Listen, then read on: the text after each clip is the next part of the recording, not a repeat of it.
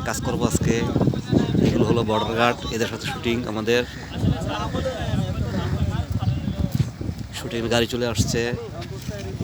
হ্যাঁ, বস্তা খারাপ করা আছে দেখ।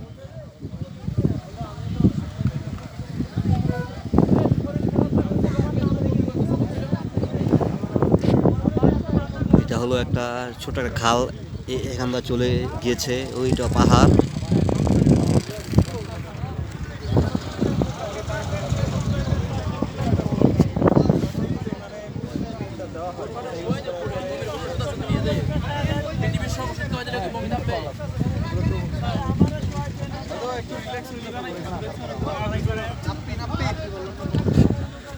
এরা হলো বাংলাদেশ কোস্ট গার্ড।